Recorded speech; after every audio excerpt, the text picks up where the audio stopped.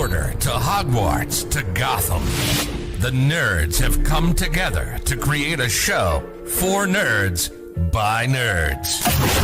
Join nerds doing nerd things as they talk about all things nerdy. Stay up to date on the show by liking the Nerds Doing Nerd Things Facebook page. What's going on, everybody, and welcome to Darlington, South Carolina. We're here at Darlington Raceway for the Stripe Your Ride 125. It's Wednesday night. It's Thunderstorm League of Racing night. And got a special guest up in the booth outside of Gary and myself, Mr. Peyton Sweet. How you doing, pal? Doing well, thanks. Yourself? I'm okay. I'm happier that I'm here doing this outside of being at actual day job work. But speaking of that, Gary, how are you, pal? Doing pretty well, man. Good to be here at Darlington, and some cool looking rides out here tonight, that's for sure. Yeah, very cool looking rides. But we're actually going to go straight to trackside, going to turn all the volumes off, and we're going to get straight to the American National Anthem.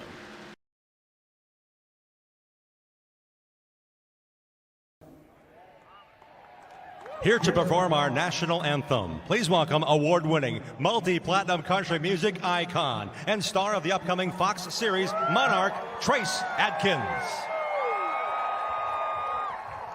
Oh, say, can you see by the dawn's early light what so proudly we hailed at the twilight's last gleaming, whose broad stripes and bright stars through the perilous fight o'er the ramparts we watched were so gallantly streaming,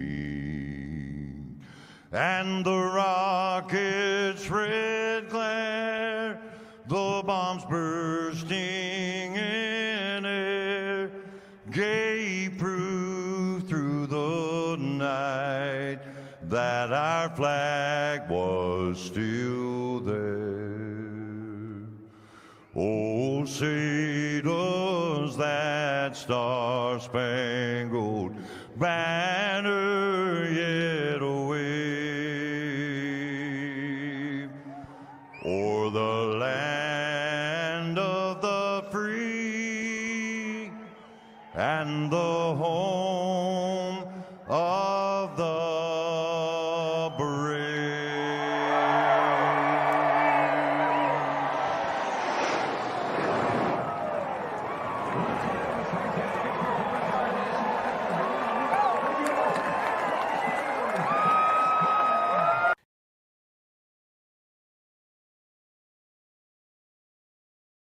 And we are back. Age Capola, Gary Wells, and Peyton Sweet in the broadcast booth for your event tonight. Now, we just had Darlington just a couple weeks ago in officials and in other leagues. Gary, I'm going to go to you first. What can we expect with these Xfinity cars running around the Darlington Raceway? A lot of people hitting the wall. No, seriously though, this is a very tough track that we go to get the maximum speed that you can get out of these race cars. We are going to see these guys inches from the wall, and ultimately, either you're going to hit the wall because you're trying to dig a little bit deeper, or because you overdrove entry and you're going to hit the wall. So either way, it's going to be tricky. Whoever hits the wall less, probably going to win this race. Probably a very good safe bet. Peyton, what says you?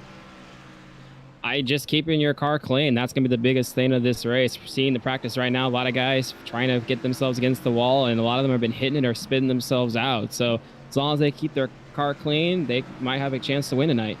Well, we are just about a minute away from qualifying, and qualifying here is so big. Track position is always so huge. Now, we've seen one or two drivers really put down some insane laps compared to the rest of the field, and that is our top three. You got Vicente Salas, Zeke Willis, J.D. Laird, all very fast, and Willis and Laird are always fast, but a driver in the 55 Toyota, Gary, I'll actually send it to you. Why don't you give us a little background on that number 55? I'm probably going to butcher his name, so I do apologize. Vicente Salas, he is a Coke Series driver. So a lot of us up here in the booth, I don't know about AJ, but I think I could speak for Peyton. We like to watch the Coke Series every once in a while, and he's usually a pretty solid driver in that series. Yeah, very much so indeed. And speaking of another driver to talk about, because if you're a Coke driver, your ambition, I'm guessing, is to get out of the realm of iRacing if you can and go real life racing. And the driver currently sitting in the 6th slot in practice and the 6th car is Mr. Ryan Vargas. And Peyton, why don't we give us a little background to our viewers who are used to some iRacing drivers, but not necessarily used to these NASCAR IRL drivers. Well, I mean, Ryan Vargas, I mean, the name is familiar. He's on here a lot, but he's a NASCAR Xfinity Series driver. Of course, he drives the number 6 car for JD Motorsports. He's been in the NASCAR Xfinity Series for a couple of years, kind of, I would say maybe hop around a couple of teams, but he's found himself a home at JD Motorsports. And like you said, he's 6th right now on the timesheets. I wouldn't take him, I'd say he's going to be a factor tonight. So I'd be watching that number 6 and a cool Mark Martin throwback, by the way. Yeah, I am pretty excited to see that on board.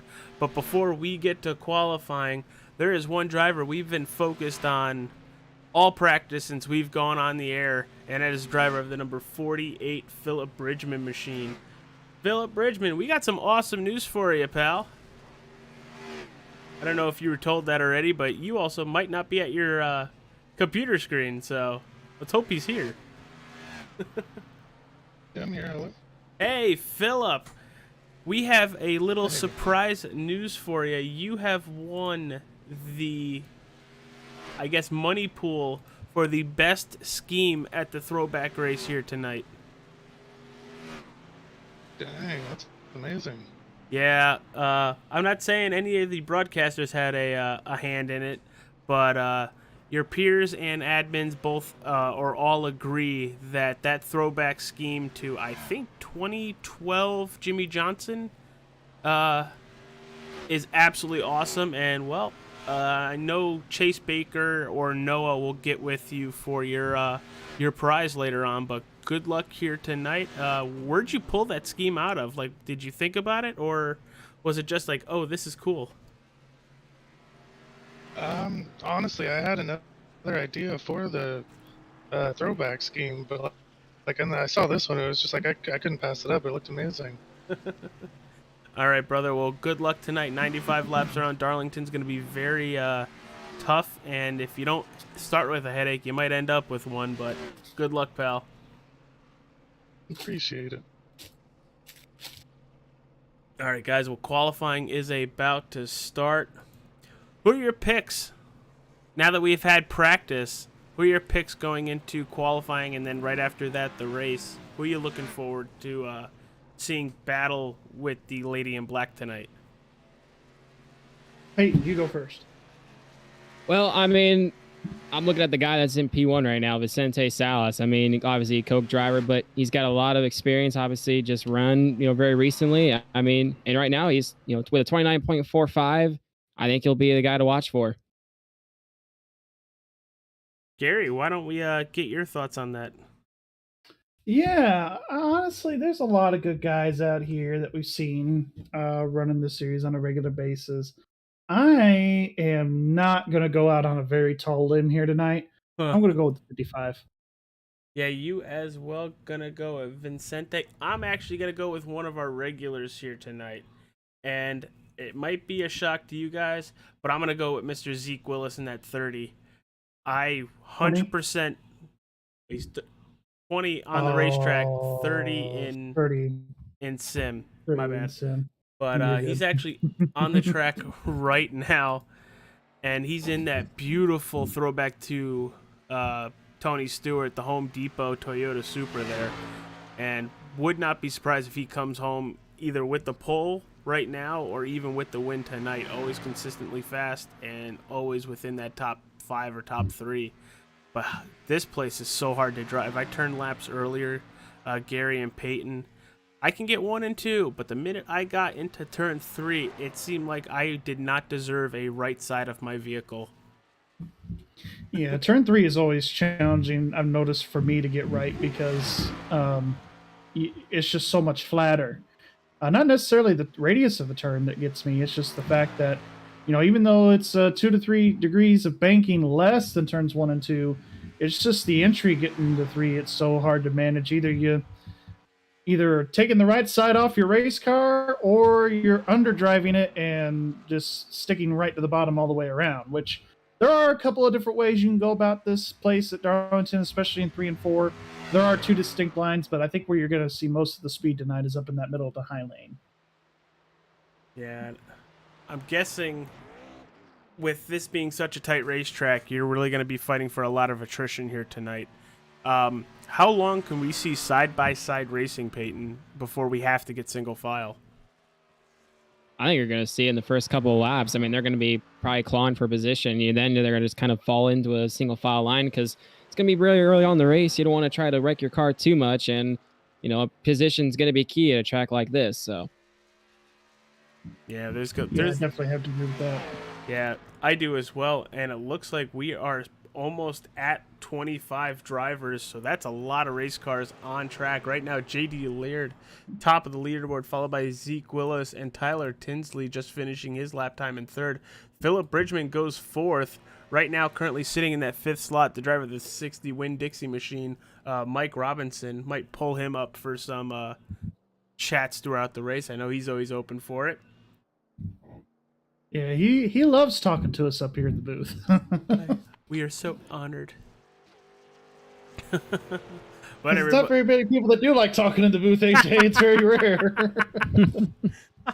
Well, for everybody watching at home, this is All-Star 15 TV. If you haven't yet, hit that like button, subscribe to the channel to chat with us.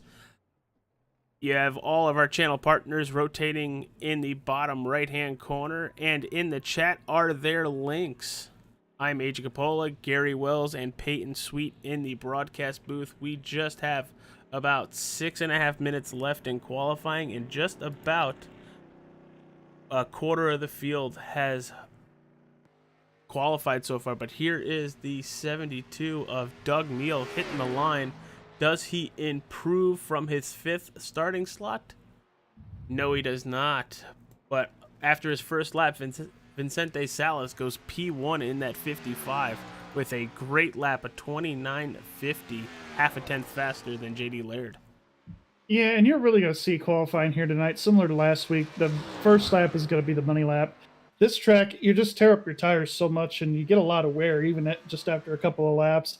And we're really going to see the tires fall off here tonight. I wouldn't be surprised after 15 to 20 laps, we see them fall off by a couple seconds. Well, you say that. Vicente Salas goes faster. Oh, he shut me up. How on about his that? second lap, a 29.37 to a JD in second at a 29.53, almost 0.2 faster. Just in qualifying, that 0.2 is a lot. That is quite a bit, and he definitely shut me up by going faster on his second lap compared to his first lap. He had a really good qualifying run there for sure. Yeah, Gary, not many things shut you up, but wow, I'm surprised that did. But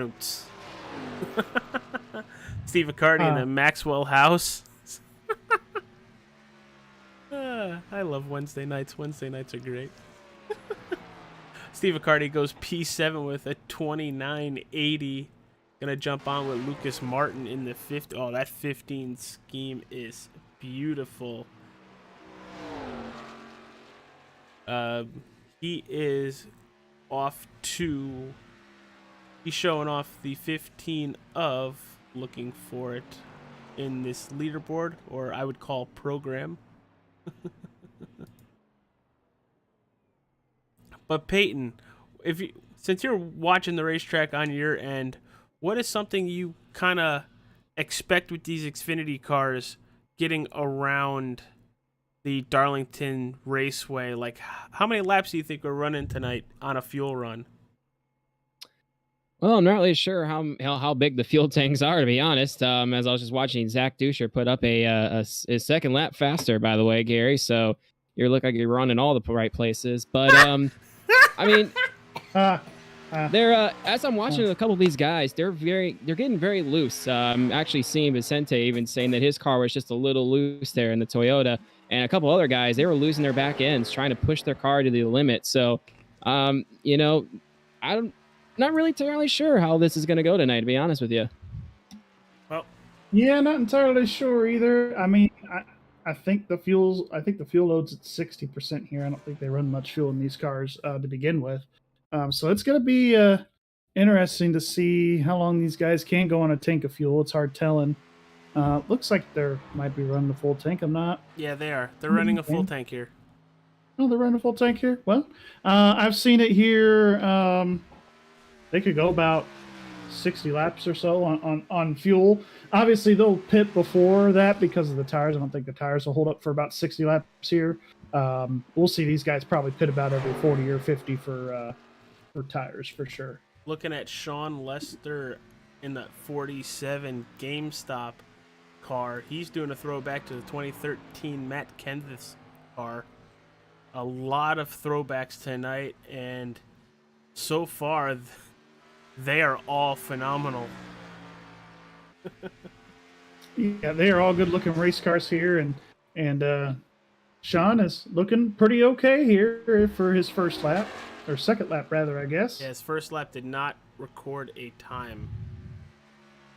Coming off of turn 4 here, he's going to run a 30-34, so that's going to put him about 19th on the grid, and you know, that's not the greatest starting spot, but I mean, Peyton knows this from experience. It's usually attrition here at Darlington that sets in, just because, you know, people hitting the wall and those kind of things. So really, it's just going to be a matter of picking your way through traffic and making those passes timely. And then, of course, just, you know, having a little bit of luck on your side, and you can usually end up with the top 10 here. Yeah, it's just pretty much you got to pick and choose your positions and pretty much stay out of everybody's issues. And you race the racetrack a lot here too, AJ. I mean, yes. it's one of those things where you're just trying to make sure that you're running your race and you're doing what the car can do. You're not overextending yourself. And really, passing here is the toughest part. I mean, really, entry is probably the best place to pass, if not exit of the corner as well. But you're not really going to see a whole lot of side by side once the tires fall off in the middle of the corners here. Yeah, absolutely. You mentioned racing the racetrack. You're awesome. Oh, as Decker just subscribed to the channel. Thanks, dude. Appreciate it. The race is called Stripe Your Ride 125. That is such a fitting name for Darlington Raceway because as it's in the name, you get the Darlington stripe. I'm pretty sure everybody's going to hit the wall at least once and leave that wonderful black mark along this outer barrier. But You're awesome. And that's where you get a couple of the nicknames for this racetrack too, AJ. The Lady in Black, the track Too Tough to Tame. It's a combination of all those things. Well, we're going to say hi to the Nerds Doing Nerd Things podcast one more time. We will be right back.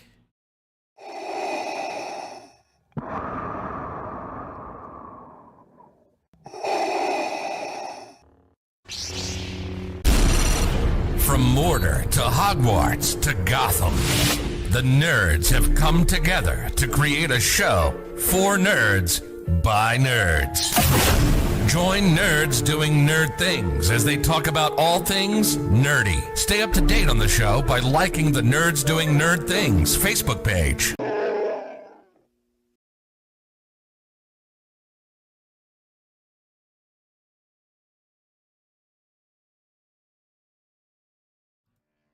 And we are back here at Darlington Raceway. And before we get going tonight, we're going to talk to one of the drivers in the field. And I think Gary is going to retrieve the driver of the 60 and in starting spot 16, Mr. Mike Robinson. Oh, I thought it was Boris said. Well, bye. Just kidding. Mike Robinson. Wells in the booth. You got a copy. Hi, buddy. Hey, man, you're starting 16th here tonight. I thought you were for sure going to get in the top 10, but they just squeezed you out by just a little bit here. Talk about your qualifying run. Talk about how it went, and how you're feeling about tonight. I mean, it's the lady in black. What else can you say? Jimmy Johnson's had his good luck and bad luck here, man. It's something else. Well, talk about the throwback that you're running here tonight, Mike. I mean, I see you got the Winn-Dixie car on there. Obviously, that's a tribute to Mark Martin, in case some of you did not know. Talk about your car here tonight. I'm sorry, say that again. I got everybody. Talk about your scheme. The scheme, dude, I love it. It's a throwback to my favorite Roush driver, so I'm all for it, man. Like, I love this car. I love this paint, and I grew up with it, so sucks it's not the flame one, but I'll take it. Well, we'll let you get going here. We got the rundown to go through, and good luck to you out there in the race. Oh, yeah, absolutely. All right, real quick, thank you, Mike Robinson, for joining us for a quick interview. And Gary, I'll give you the top 10. So take it where'd it go? There it is. There it is. I'll give you the top 10, pal. Go for it. All right, the top 10 here tonight, we've got Vicente Salas in the 55, the 22 of J.D. Laird starting in second. Third place, we've got Zeke Wilson, the 20 machine or 30 machine. Fourth place, we've got James Thurston there in the 96. Fifth place, we've got the 37 of Michael Finelson. Sixth place, we've got Zach Mertez. Seventh place, we've got Nathan Mower in the 71. Eighth place, we've got the 28 of Zach Duscher. Ninth place, we've got Steve Accardi in the 04. And rounding out the top 10, it's going to be the 72 of Doug Neal. All right, here we go. Green flag in the air here at Darlington Raceway.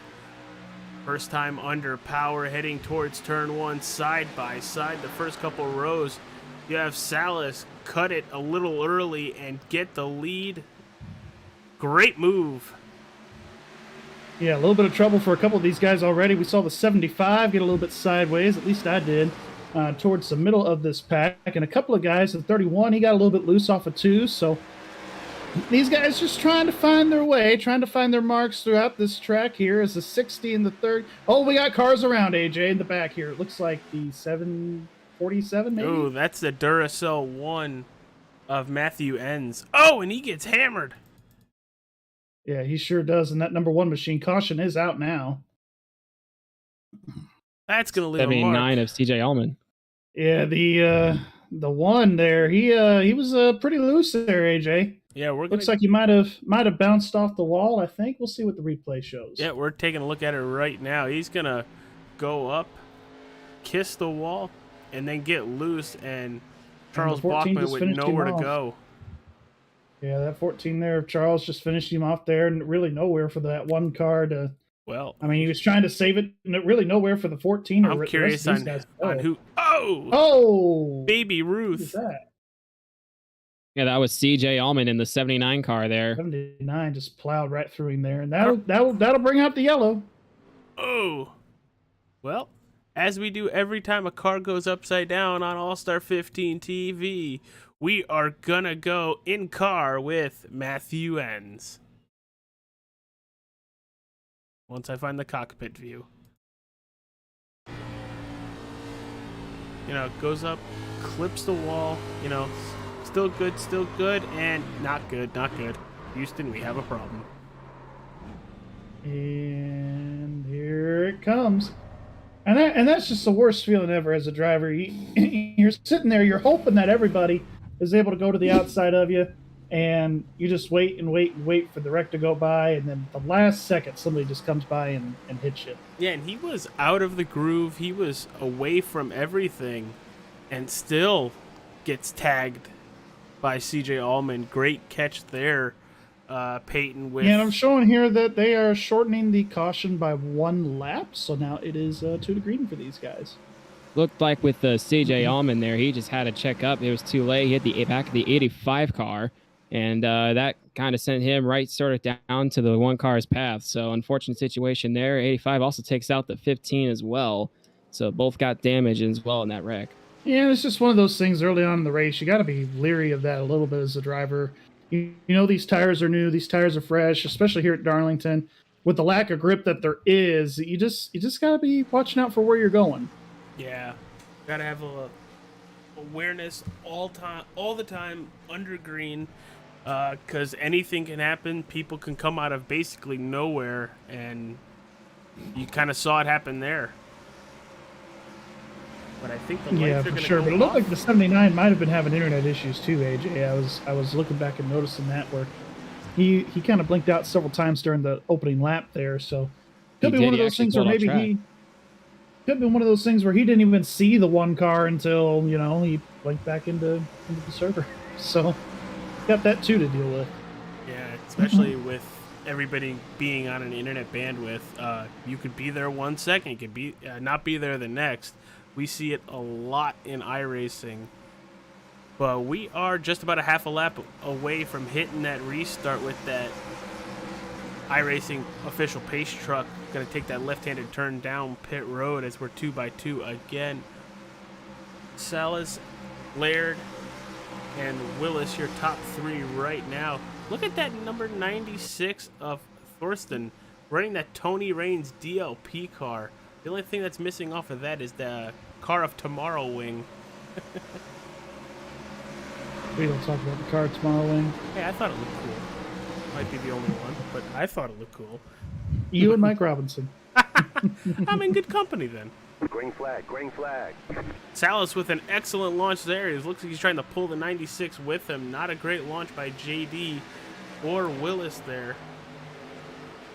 Yeah, it looks like the 96 is going to be able to make that move into turn one to take that second position away, as we saw Zeke trying to take third away from JD, as we got a car loose here in the back. Everybody's keeping it straight, though. That's a 28 of Zach Duscher. Loose out of 2. Looks like he's got it under control now. But with, a Cardi loose. The 78 of Langley loose. And another caution out of turn 4.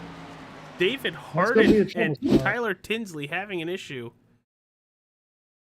Yeah, I think that's going to be a tough spot here tonight, AJ. It The seems like 75 a lot gets of stuff into, happens at turn 75 4. gets into the 33.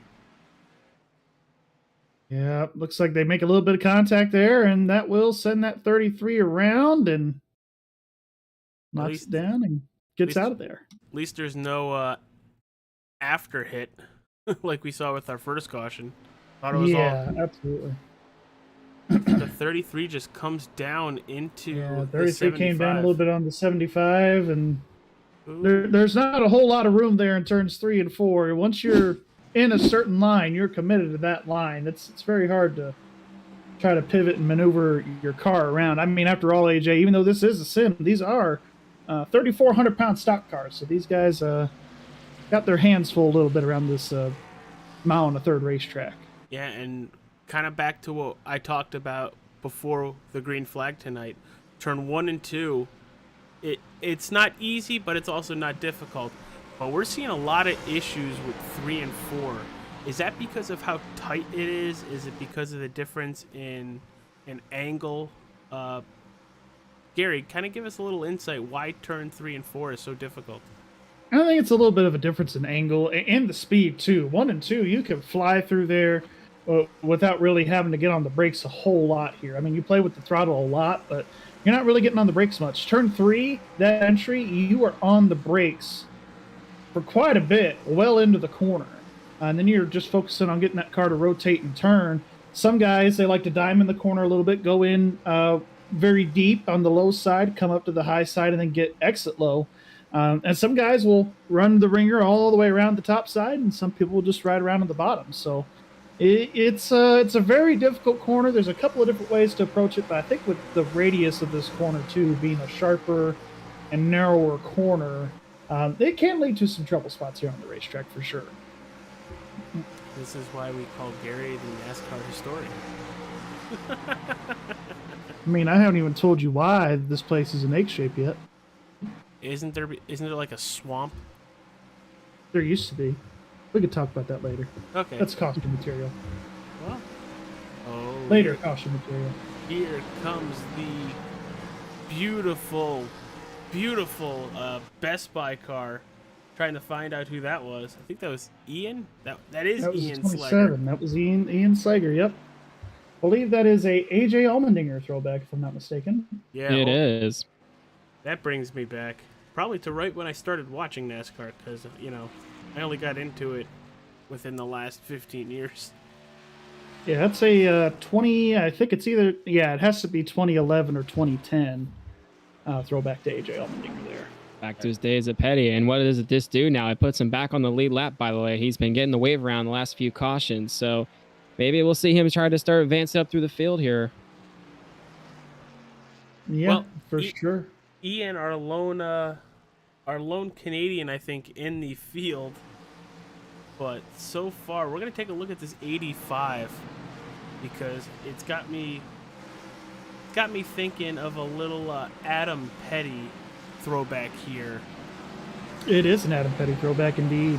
Very nice tribute there. The Spree car. When I was a young kid back in 1997 or 8 when he ran this car, bright colors that catch your eye as a kid. So that was a pretty That's why cool I like car Jeff back Gordon. then. Honestly, that's why my eyes just popped to a Jeff Gordon scheme. Green flag, green A flag. green flag in the air. We are away. Another solid start there by the 55. Not as good of a jump as last time because the 96 kind of figured out his snap count, so to speak, and he's able to work his way and stay on the back bumper of that 55. We'll see how long it'll last here. Side by side, it looks like, with the 37 and back. Yeah, there's Zach Cortez in the 02 at the 31 of David Cabrera right behind him. Yeah, and it's just so hard to keep the power from underneath you. These guys run 650 horsepower in these Xfinity cars, and it's very tempting, especially at this racetrack, to just floor it when you're ready to go. But sometimes those tires can't quite get the grip, and that's when you're seeing these guys in the rear end getting very loose, and just creates a lot of wheel spin. Yeah, and we saw that last night with a Cup Series race that we were all in. You think you're good coming out of the turn, so you floor it up, and next thing you know, you're head first into the inside wall. Or outside wall, depending on what you do. But yeah, Bristol's another tough place like that too, where you think, or even Dover, you think you can get back into the gas sooner than you think, and it's just one of those places where it can come back to bite you. Old Atlanta was like that too, as we see the 72 getting loose right there. Ryan Vargas dodged a bullet there. He got by before Doug Neal came right back up in front of him. Yeah, and he's doing really good right here so far, AJ. Started from the 27th position, has worked his way up to 12th, and he's chasing, or 11th rather, and he's chasing his way down in that 78 car of Patrick Langley. Yeah, it looks like a great battle heating up here. It's always fun when you get a driver that doesn't want to qualify for whatever reason, and you know he's got speed, and now has to play chess to get towards the front of the pack. Yeah, and he's running similar speeds to what he was doing in practice, and he was about 5th or 6th on the board, and he's running hovering around the top 10. Not quite in there yet, but I think he could definitely pass these guys up here in front of him as well and get up into that top 10. And that's a nice Halvoling car on that 28 of Zach Duscher. That's looking really nice, but it looks like Vincente Salas is having a little bit of a battle start brewing around him between Brusson and Laird. Holy cow, they were just side by side through 3 and 4 there. Yeah, Thurston is really starting to turn the heat on. He could really get through 3 and 4 on that high side, and that really prevailed for him there, getting around the 22. Now he's trying to set his sights on that 55. We'll see what happens. I mean, these pro guys, AJ, they know how to save their tires and manipulate the tire system here on iRacing. So I guarantee you, I don't think Salas is showing everything he's got out of the tank yet. I don't think so either. Look how good the 96 got through 3 and 4. That seems to be his corner right now. He seems to have 3 and 4 down pat pretty well. But to your point, Gary, and I'm pretty sure Peyton will. You guys are more experienced than I am actually in the car. That 55 of Salas probably just saving his tires, like you were saying. Yeah, I think he definitely is saving something for us. But, the 28. I thought he was going to wreck. Oh, here comes 6 to his outside.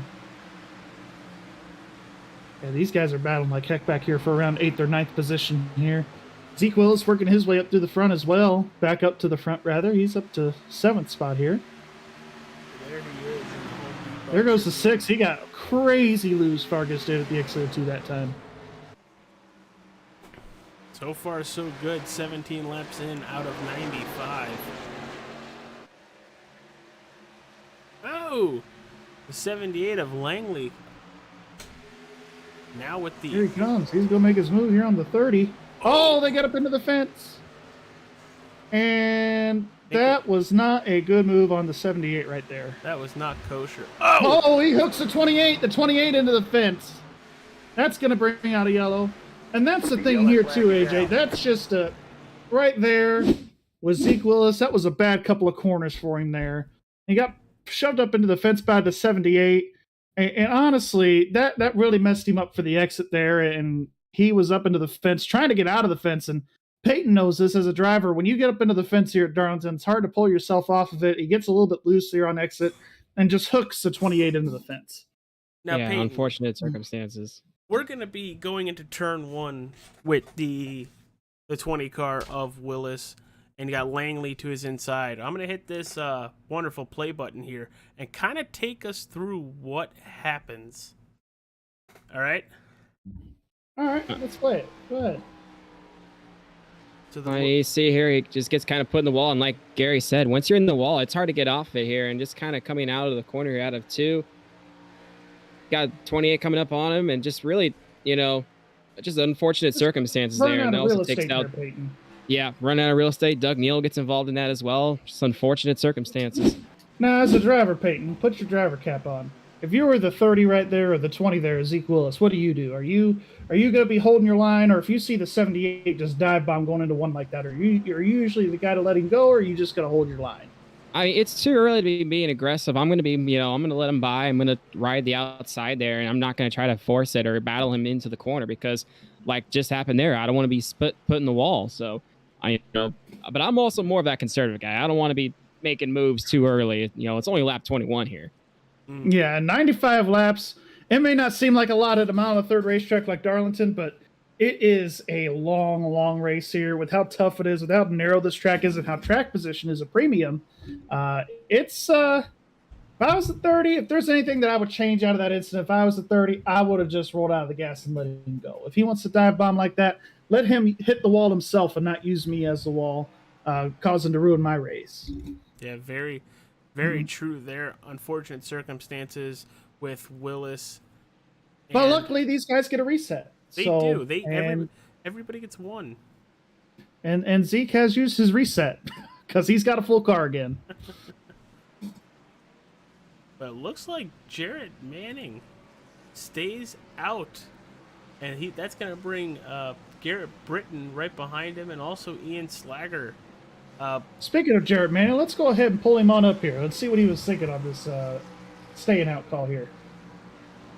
Jarrett Manning, Gary Wells, and the boys in the booth. You got a copy? Yes, sir. Well, you're leading. You stayed out under that yellow here. So what's going through your mind here as we get ready for this restart? I'm kind of a little bit apprehensive here. I've got some old tires. Everybody else is on fresh ones with the exception of a couple. But we'll see what happens. I'm going to try to hold on to it and get a little points for being up front for a couple laps at least. We'll see what happens. All right. Enough said. I don't blame you. Track position, get yourself some points, and hopefully you survive here a little bit so you can make it to the end of this thing. Good luck to you. Yep. Hopefully we're talking to you at the end of the night. That'd be great. We'll see you soon. All right. So, 7, just wanting to get some points. Hey, I don't blame him. AJ, with the way this point system is set up, every point is critical. Absolutely. Every race is critical. So, getting a couple laps led, it's going to help him here in this points total. Yeah, it 100% should definitely help him. But what he also can do is, with him now up front, plus 20 positions from where he actually started this event tonight, we get a caution in 5, 10, 15 laps, and say if he just drops back to 10th place, that's a gain. Oh, yeah, it definitely is a gain for sure. And one thing that these guys are going to have to watch for on this restart is wheel spin. that's going to be super critical here as these guys get ready to go for this restart here. Yeah, right now you got Jarrett Manning, Ian Slager, Garrett Britton, and James Thorson. That's your top 4. And we are getting ready to go again. It looks like we have another Gordon scheme out on the racetrack. That's a car I remember very, very well. It's the number 20 of David Schildhaus. Yeah, outside of his rainbow car, that's definitely Jeff Gordon's most iconic paint scheme for sure. Oh, yeah. I always loved the flames. Like, Rainbow Warriors was cool, but the flames were cool. Like, real cool. But here we go. Let's see that Duke car get on the loud pedal. Oh, that 98 didn't go, AJ. That's going to be causing almost 3 wide here. Going to 1. New tires versus old tires. Look at the 96 send it in, AJ. Yeah, holy Oh, cow. we got a wreck in the back. Wreck in the back. Vicente's involved. Oh, no. Few cars. Oh, few more cars. 55 is stuck on the fence. That's a tow, unfortunately. That is definitely going to be a tow for him. Let's see what happened here, AJ. I kind of called it there early with the 98 not being able to go. Again, that wheel spin we talked about. I think that's where this is all going to start. 98. Give me a name. If Garrett Britton. Got it. Cool. Thank you. All right. Gotta do what we do best and hit that far chase cam so you can see as much as possible. And he is the 4th position car on that outside. Yeah, you're right. He doesn't go. He's going to get a couple of shots from Salas. Now look what Salas tries to do here, and I don't blame him for making this attempt. But yeah, definitely, I don't condemn him for trying to go 3 wide there, but he definitely could have showed a little bit of patience there. I know it would have cost him some track position, but definitely could have showed a little bit of patience there by waiting until the exit of 2 to get around this 98 car. Oh yeah, because he 100% has the speed. And I don't blame him. He's a pro driver. So, I mean, he thought that, everybody was going to be able to hold their line there, but it was just a matter of the 20 kind of moved up the racetrack a little bit. The 98 kind of come down and that hole closed up. And that just completely... It wipes out the entire back half of this field pretty much. No This kidding. is one of the biggest wrecks I've ever seen is we get a car airborne. I don't know who that was. Oh, we got wrecks or caution.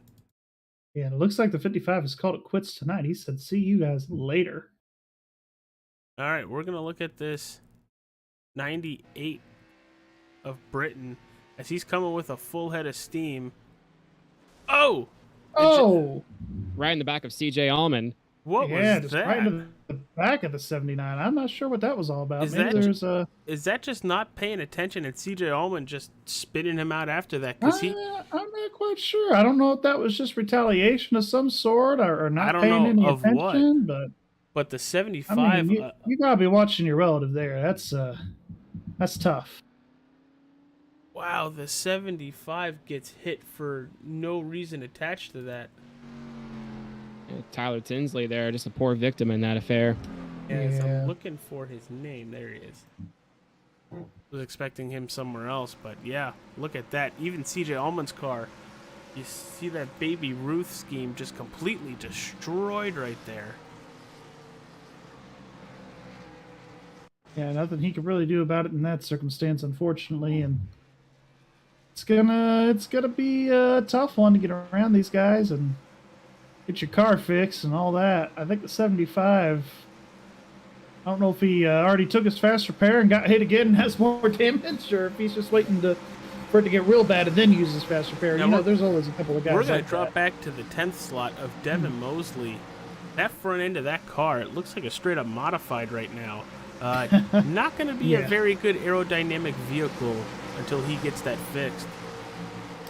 An arrow doesn't mean the most here, but it does mean a little bit for downforce coming down the straightaway. So that's definitely going to hurt him. Well, here we go. Pace truck back on pit road. Gonna put lap 28 on the board in just a moment. Right now, Thorsten and Mertez, your front row, followed by Mower and Green flag, Slager. green There flag. they go. DLP car with an excellent launch. Yeah, he got a hell of a launch there. That 96, he's on a roll. I think This is probably at this point. I know it's early, but I don't know if anybody else has anything for him. This might be his race to lose. We got a car Slagger in in the wall. Don't ruin that AJ Allmendinger scheme. Come on. We all love the dinger here, especially on those road courses. Oh, Ian's getting loose. Oh. Ooh, we got cars everywhere, scattered everywhere. That's what happens in the back here at Darlington. This is the Hornets. Oh God, nest. Mike Robinson, one lap down, unfortunately. Oh, Peyton and I know from experience, man. This is the Hornets nest right here, and Mike knows he has a decently fast car, and I don't know how he made that two-wide work right there. Oh, and he gets loose. Oh no. Well. Oh, Robinson's in the wall. That's a caution. Oh. We saw it live here. Another car around in the front there. Looks like CJ Allman and Devin Mosley. That's definitely going to hurt the front end of that 60 car. Oh, and he's going to have to tow. That's not good, but still looking at the modified of Devin Mosley. You know, I thought Mike Robinson was hauling the mail, doing a great job, and looks like he might have got on the gas a little too early. A little too early, and when you're on the low side here at Darlington, especially in 1 and 2, it plays a big disadvantage because you're going at the corner at a completely different angle as you would if you're just diving it like you normally would.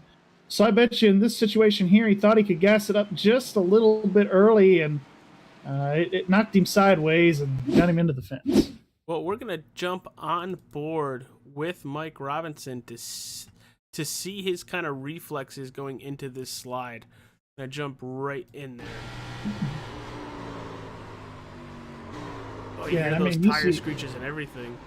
Yeah, you hear the tires screaming at him there. And I mean, you've seen this, Peyton. I mean, completely different angle than what you would normally do here at Darlington. So I think that's probably what threw Mike off. Thought he could be a little bit more invincible through there, and wasn't the case for him. Yeah, I've had that happen to me a few times as well. I mean, just looks like a little too much confidence there, and it unfortunately sends him right into the wall. So now, how hard is it to kind of check yourself when you're like, all right, it's going to stick, let's go, to the point where you're like, maybe I'm not as good as I think I am, or like tire-wise as good as I think I am, to like kind of like baby it out of the turn. How hard is it to not try to think you're Superman? If he would have lifted there, he would have made that corner, and he would be the biggest genius here in the lobby right now. That is for sure, for making it stick through 1 and 2 like that. It's just one of those things, man, where you just got to know the racetrack, and you just got to know your limits as a driver, and you got to know the limits of the car. Mm-hmm. One of those moments there where, in the days of Thunder, he can drive beyond the limits, the car, the tires, everything else. Yeah, and I know we have a Days of Thunder vehicle in the field. I saw a Rowdy Burns scheme. I think it was Andy Ennis, I believe. There he is. The 51? Andy Ennis, yes, sir. He's running the ExxonMobil machine there. Brings me back so to these that. cars, when they raced in the actual races back in 1990 and early on in 1991, they actually had to qualify their way in. NASCAR wouldn't just let them in the race to get footage. So do you know who drove this 51 car? No, but I feel like you're going to tell me. I'm going to tell you who it is. It was Bobby Hamilton Sr. So he drove this car in 1991. This was a Hendrick Motorsports entry, that 51 was. And he was the driver behind Rowdy Burns. So there you go. Thought you were going to tell me Michael Rooker, the guy who actually acted out. Oh, Michael Rooker as well. Yeah, absolutely. Yeah, only Tom he was Cruise the one does that qualified the car and everything. Actually, he didn't have a NASCAR license, so the 46 was actually driven by Greg Sachs, I believe. I feel like we did a whole conversation about this on my YouTube You can page. find it and quote me somewhere, but I think it was Greg Sachs in the 46. That movie is so good. It is a good movie. It is a good movie. I watch it every year, like right before Daytona. It's a good one to watch. That movie kind of gives you a half slap throwback to how Hendrick started, and really the essence of NASCAR and what it's all about as a sport. Where, as much as I do love Talladega Nights, that's just a meme movie. We all know it is. I wake up in the morning, I miss greatness. I didn't know we had Joe in the booth. Oh, Love hope you, he's Joe. watching. So do I. So I think he'd get a kick out of it too. But 33 laps into this 95, a lot of time left. Everybody hit that like button. Subscribe to All Star 15 TV. We are not even halfway yet, and we've had so much action. And right now, that pace truck is going to take that left-hand turn, and here we go. Okay, maybe I was about 5 seconds early from here we go. But we'll just wait for the loud pedal. Green, green, green. There Now it here is. we go. Looked like Great start Mertez. from Thurston there.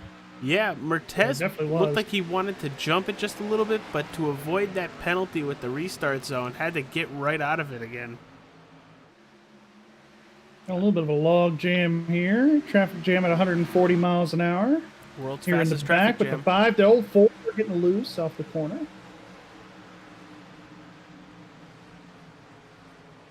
Ryan Vargas playing chess right now, trying to get by Ryan Billy in the 23.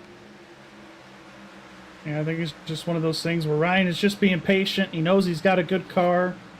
He might be one of those guys up 21 spots where he might be the one to maybe steal this thing from James if he can get a little bit of track position. Oh, and the 29 of Billy got loose there. 23. 23, 29, 29 on the sim, 23 on the car. you Hike! know. All the things. Ooh, a little slow in 3 and 4.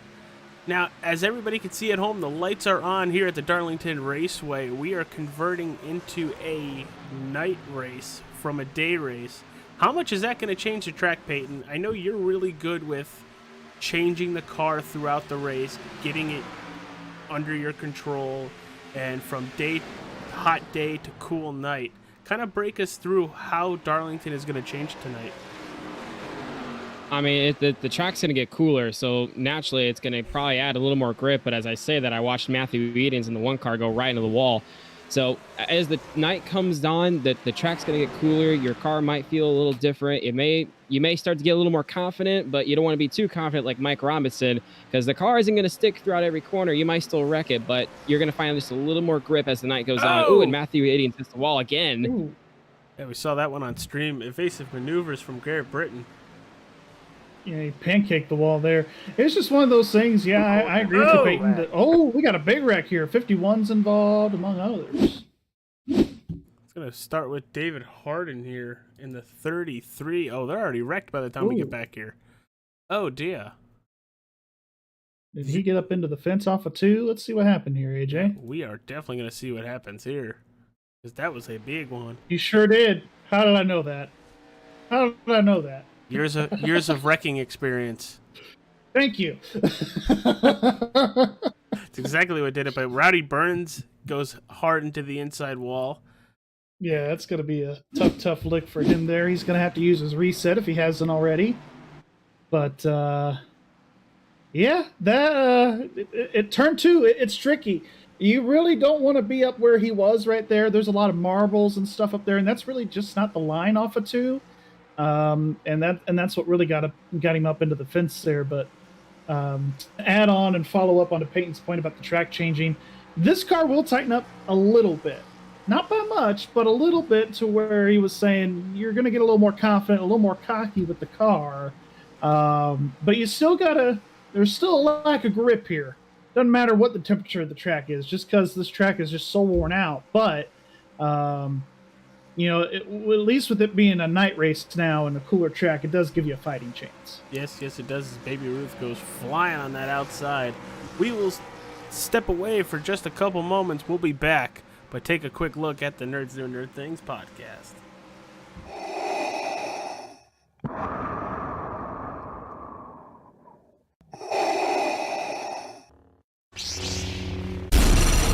From Mordor to Hogwarts to Gotham, the nerds have come together to create a show for nerds by nerds. Join Nerds Doing Nerd Things as they talk about all things nerdy. Stay up to date on the show by liking the Nerds Doing Nerd Things Facebook page.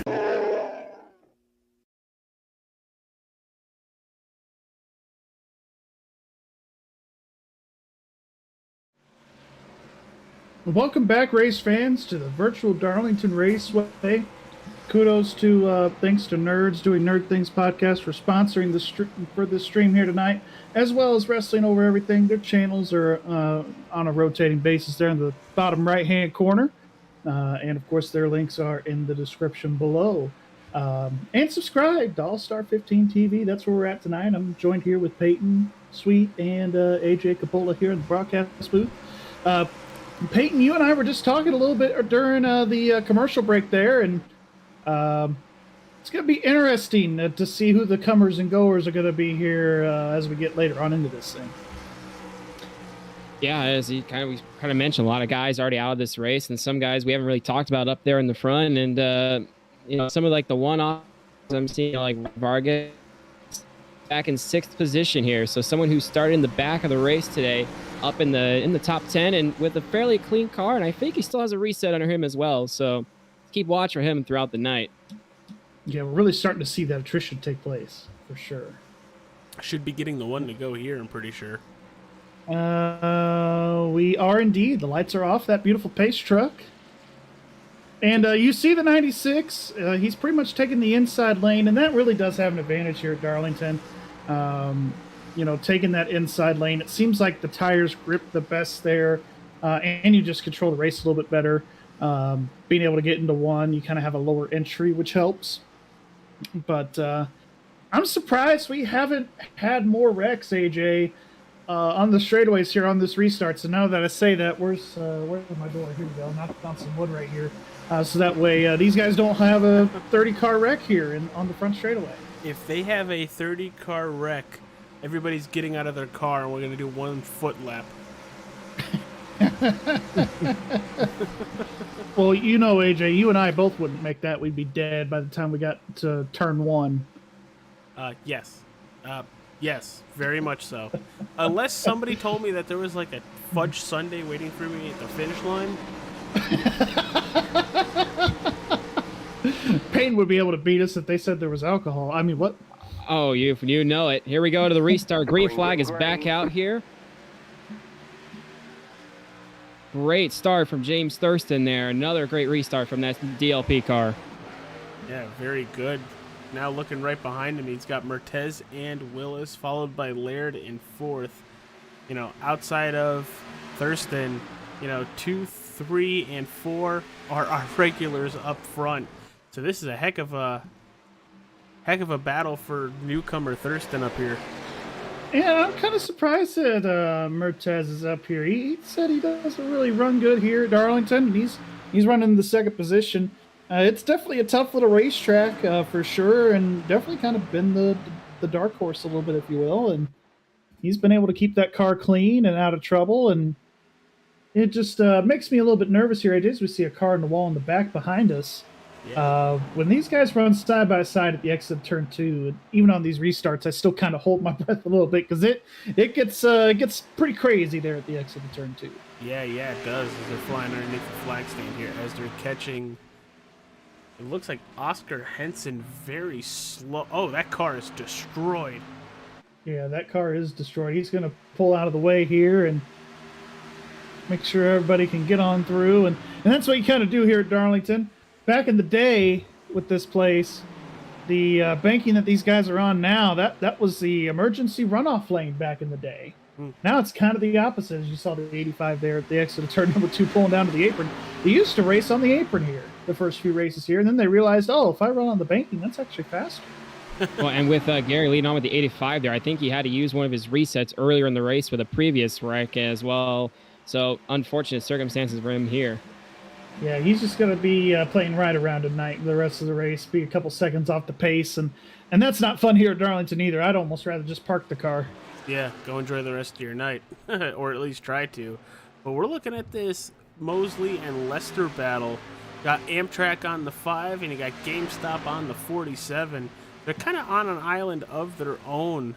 And as I say, it was going to be a battle. Mosley is just pulling away from Lester right now. Yeah, he's been able to scoot away pretty good there and say bye-bye. We'll see what happens though in a few laps, see if he can catch him back down. We're going to head back towards the front. Look at this top 5 cars. Thurston, Mertez, Willis, and the Vargas now entering the top 5. Oh! Good move. I thought he was going to go straight to the wall. Yeah, good move there. He was able to keep that car out of trouble, and he is running pretty good. Like you said, up in the top 5 here. As the race gets a little bit closer, he might be up there with these guys battling for the lead. Like I said, it's that track position game. You got to be able to get yourself into a position and then have a caution with the pit stop, and maybe you can find yourself in the first couple of rows. I think that's what's going to take in order to beat this 96 here. Well, he is up 23 spots from the start of this race. Absolutely killing it here tonight. Doesn't look like he's giving the car more than it needs, which is very key. Unfortunately, we've seen drivers do that a lot tonight, as right in front of him we got Zeke Willis and Mertez. Oh! The O2 spins out. Well, it doesn't spin out. He saves it. What a save after getting bumped by Zeke Willis. We're actually going to jump back and take a look at that. Yeah, we're going to take a look at replay on that one there. Trying to find it. Here it is. Gonna jump all the way up here. Thought I had it. There it is. Yeah, the O2 was kind of running in his lane, and I don't know if the looks like the 20 kind of shoved the nose a little bit, just trying to stay to the inside of the O2, and just kind of got up a little bit, and they made a little bit of contact. I don't know if it was a 40 that threw the 30 off right there for a moment, for a split second, maybe just lost concentration, but it's one of those deals. It was a great miss by Ryan Vargas. You saw him make that evasive maneuver back to great the save outside. by everybody. Great driving by everybody, really, AJ. That was impressive. Ooh, Mertez is still loose after probably baking some of those tires on that slide. I think he baked the tires quite a bit there, so he's going to be holding on the rest of this run, I think. Yeah, because here at Darlington, and maybe, I don't know if you can attest to this, AJ, but I know Peyton definitely can. You bake the tires a little bit, especially that right rear. That car doesn't drive the same after that. You have to work your butt off just to cool those tires off and kind of regroup. It takes quite a few laps to do that. For sure, you're going to be trying to hold that car together every lap until the tires can cool down and the grip can return. Well, we're kind of looking at this battle for third, being led by Vargas, followed by Langley, Laird. Oh, we got a yellow somewhere. Trying to see who's dropping like a fly on the leaderboard. Looks like CJ Almond. Almond again? Oh boy, he's not having a very good night, AJ. No, he's not, and I think this might be terminal damage. Oh, guess what he did at the exit of turn 2, AJ? He Mike Robinson? No. Hits the wall and couldn't save it. And that's the thing, too. If Peyton can attest to this as a driver, maybe you too, AJ, if you've driven any laps here. I mean, you hit that wall at the exit of 2 just right, and it's just going to pound you to the inside wall. There's no amount of brakes that you can hold, amount of turning right, nothing. You just hit the wall and you just go around. And we kind of talked about it earlier. It's difficult, either on fresh tires or knowing you have a good car, as we're going to see a bunch of drivers come down pit road and take 4 fresh Goodyear Eagles. It's difficult knowing that you got a good car or fresh tires to not think you're Superman. And sometimes you really need to check yourself before you literally wreck yourself. I was wondering if you were going to say that. Beautiful. Couldn't have said it better myself. Well, you have multiple times in my ear. Hey, this does work out great, though, for Zach Mertez. Obviously, he had that, almost lost it there a few laps earlier. He's going to get fresh tires now, guys. He'll have that grip again. So maybe he'll try to move back up to the front. Yeah, and it's going to be critical for him of how he gets off pit road, and going to be interesting. I think it's going to be the 96 that's going to win the race off pit road. He's got the closest pit exit. And it looks like he's going to win that with ease, and I think JD is actually going to gain a couple of spots. Maybe not. JD's dropping. Maybe he sped. I think he sped. Ruh-roh, Reggie. But look up Philip Bridgman up 14 slots, staying out. The 22 did have the race off pit road beat there. He did beat the 6. He was just going too fast. our favorite scheme award, if you want to call it that, winner stayed out. He's going to acquire the lead in that 48 SeaWorld Chevy Camaro.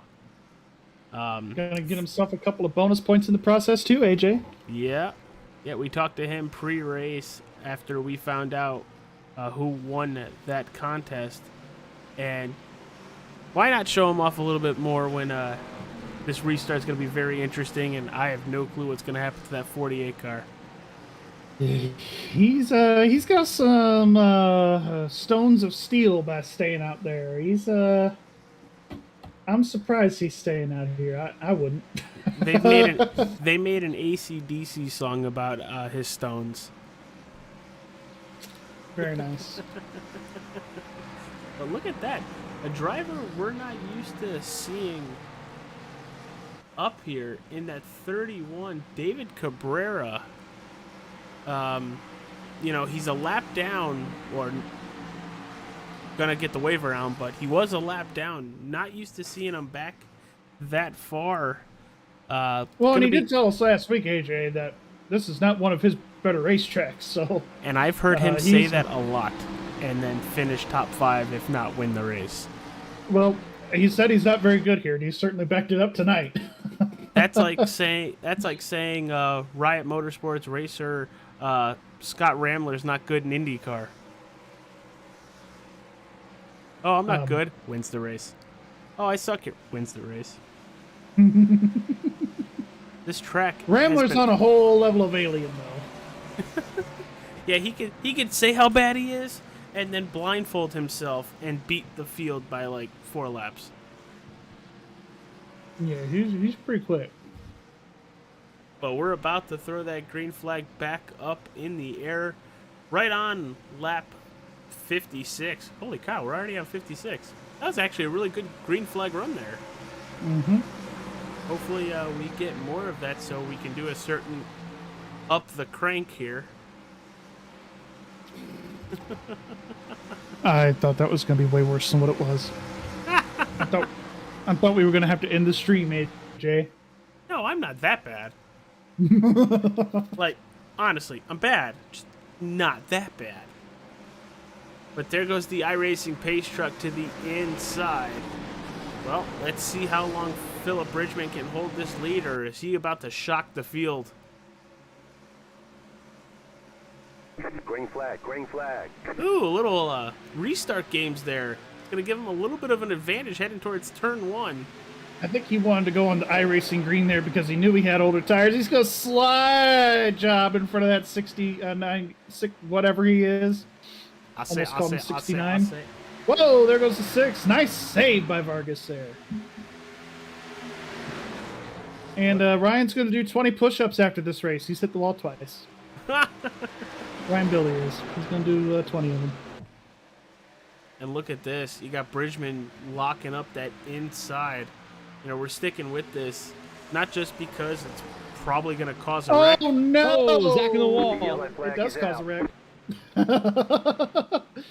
You want to talk about the broadcaster curse right there, Peyton? You just witnessed it. I didn't do it. I swear it wasn't me. We're going to come back here in case it causes a wreck. Causes a wreck. We're going to watch it again. Just gets tight, gets into the wall, and for the most part, everybody's still facing the right way. I wonder if somebody else wrecked. No, Edmund threw the caution. So we haven't really talked about this much here at Darlington, but where you enter turn 1, those dotted white lines that you see on the bottom of the racetrack? Yep. You'll typically want to get your left front tire either at that white line or just below it, because what that does is that can help the car rotate as you get up high into the center of the corner there. However, there are times where if you do hit it, you hit it wrong and you push the nose. And I think with the combination of Phil doing that and with the older tires, it just pushed the nose as he was going into turn 1 there. So since we're past halfway, we're under caution. Gary, why don't you kind of go back and talk about what you teased earlier about the shape of Darlington. I figured you forget, because I forgot. Anyway, so when this track was built back in the 50s, the constructor, builder, owner, the original owner of this racetrack, he went to the Indianapolis 500. And he wanted to have a super speedway down south where it could be just as big of an event as the Indianapolis 500. So he built Darlington Raceway.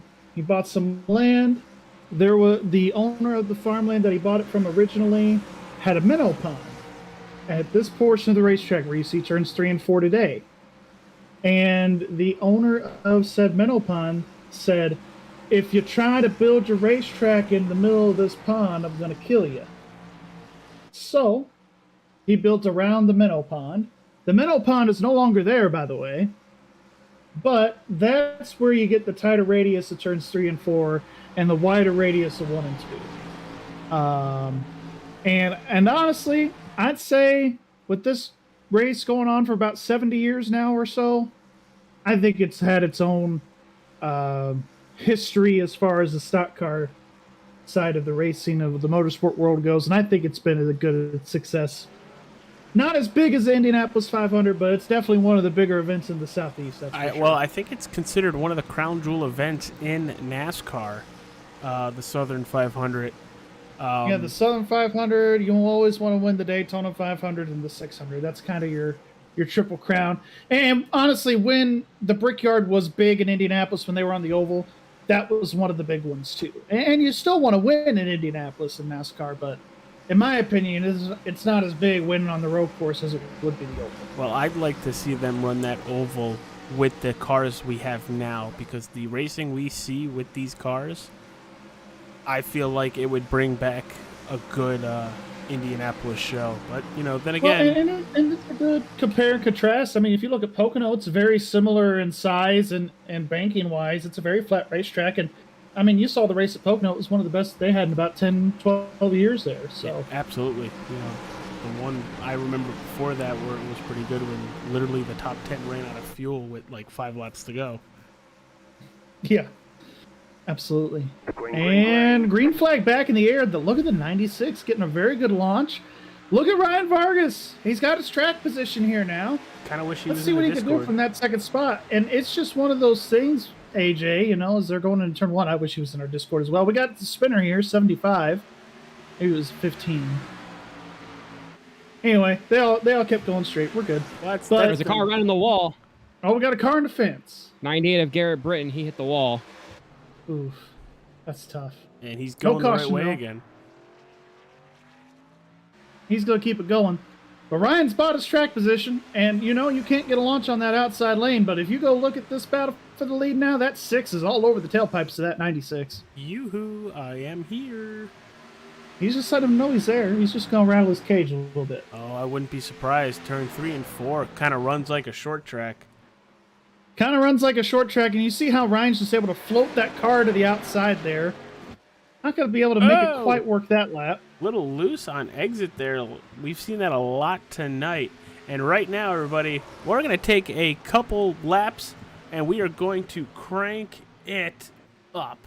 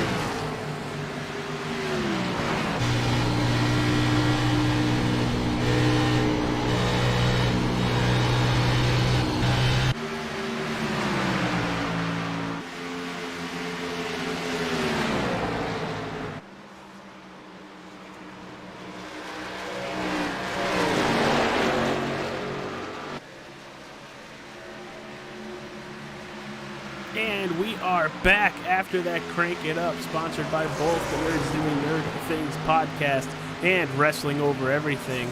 Their links are down in the description below. Please go check them out. Go like those Facebook pages. One's about nerds, and the other one is about anything wrestling.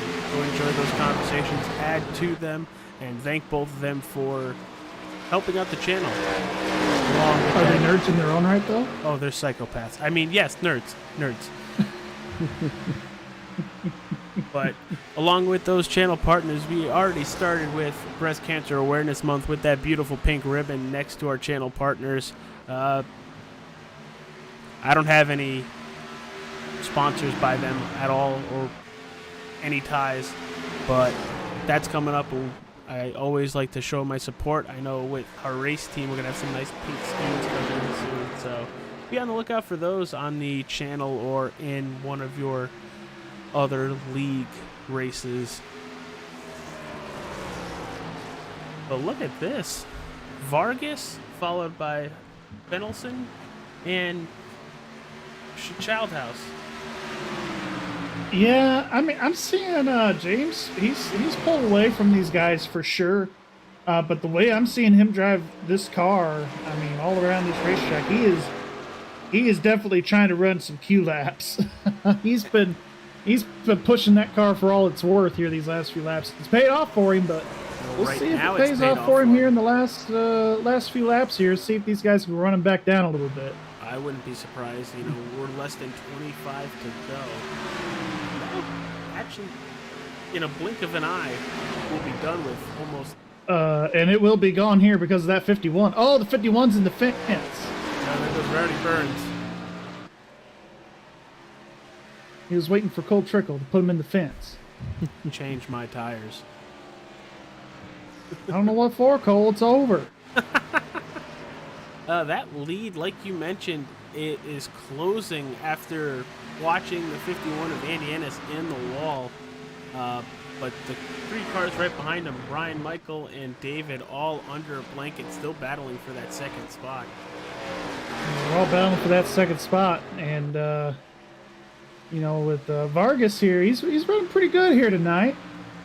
And slowly eating away at that lead. He's being very methodical right now. And I think the 96 is kind of regretting not being as methodical early on after the restart here. Now I'm just taking they are going to face a lot of lap traffic here. By the way, they have about 3 cars in front of them right now that they're going to have to lap. Like I mentioned earlier, I've only been in NASCAR for about 15 years-ish. That 37, is that a Tony Stewart tribute car? That is a Tony Stewart throwback. Yes. I feel like it should. That was Office Depot. No, Mobile 1 that he ran in 2011, the championship winning years. Chase Briscoe did a throwback to this scheme, I want to say 2019, 2020-ish. And so this is literally just a throwback to that throwback, I guess. Inception. As they passed Ted Deckard in the 15. But I don't know why. When I first got into NASCAR racing, it was the first year of, Hall of Fame racing there in 2006. And Tony Raines and Terry Labonte drove this car. And I like this paint scheme. So it's cool to see this car run up front a little bit here.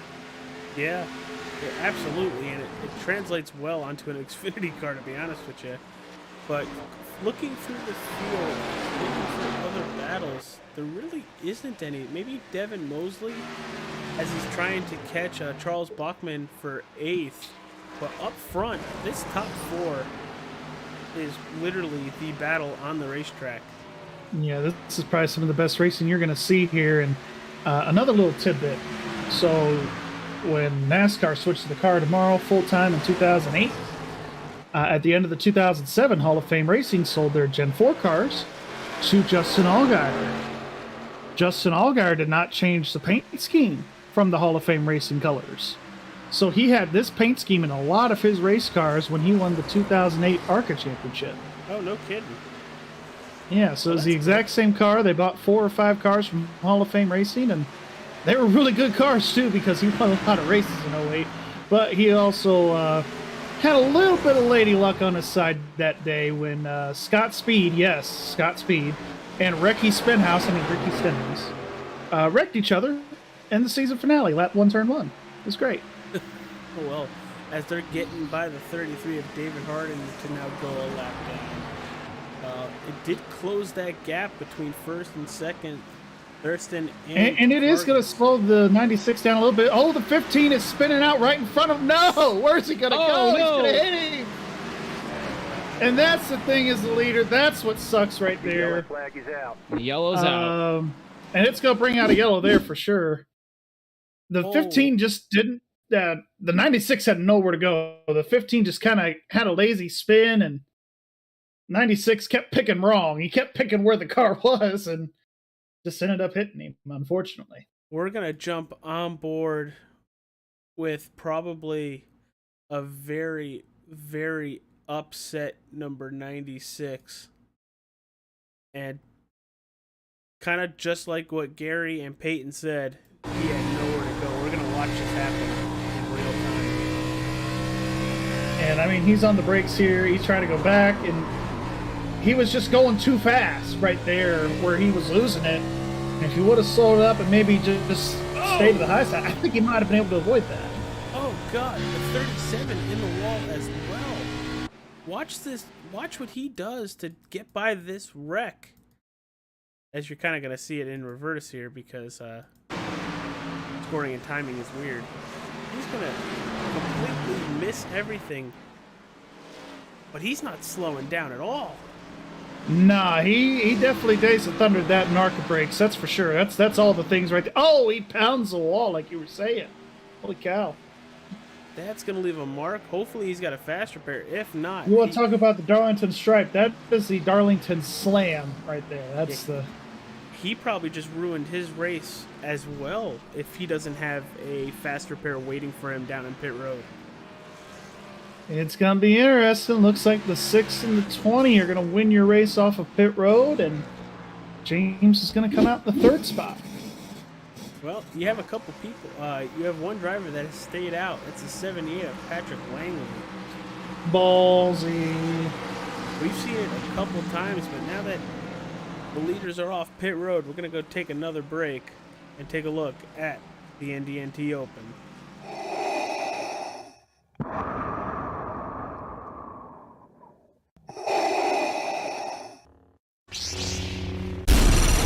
From Mordor to Hogwarts to Gotham, the nerds have come together to create a show for nerds by nerds.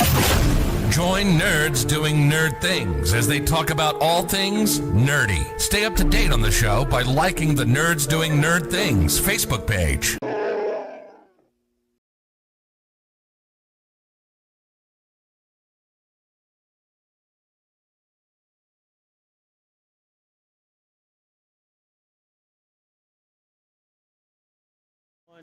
All right, everybody, we are back here at Darlington Raceway under the 9th caution with 14 laps to go. Kind of a breakdown on what just transpired. We're going to send it over to Mr. Peyton Sweet. Give us a little breakdown of what just happened with pit road and who's got fast repairs and who might be out of the race. Well, we were talking about Michael Fenelson earlier, as you saw in that replay, trying to avoid the wreck. He ends up hitting the wall himself. Does not look like he has a fast repair. He's coming back down pit road and currently 17th with a bunch of right side damage.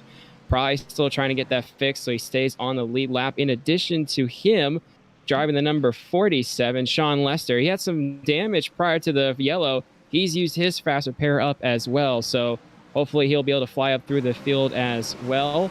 And, yeah, a terrible situation for the 37 there, AJ. You know, obviously a guy who was running 3rd, now he's going to be probably running, you know, barely in the top 20, so. Yeah, and it's all about rising to the occasion there, and looks like the 20 has kind of risen from the ashes. The 78 staying out on old tires. The 47 said, I've got my fast repair, Sean said, and I'm going to use it here for the last 10 laps. Yeah. So hopefully it pays off for him. Gary, you mentioned earlier on how dominant that inside is going to turn 1 on the restart. The 78 staying out under this last caution, taking that outside, what could be going through his mind on taking that outside? I think he knows that whichever line he was going to pick, they were going to go. I think just speaking from experience, if I were to have stayed out on old tires, I would take the outside lane just to give these guys the preferred line going into the corner and letting them blow by me. And then just being able to hold on from there after that. So it'll be interesting to see how far back the 78 falls on this restart. Oh, and he's already going. He took no time to waste there. Green flag, green flag. I think you. I don't know. I'm not race I don't control. think I'm hearing from race control. There's no restart zone in this league, so it was free game once the pace car got off the racetrack. And everybody to this point was surprised. Was waiting until that restart zone or that green. He just launches the minute the truck gets off the racetrack. O2 had some trouble, I think. The yellow flag is O2 was yelling at somebody. We'll see what happened here with this caution. Caution's out. Oh, we're going to take a look at Zach Mertez once I find... There he is. O2, you say? Well, here it is.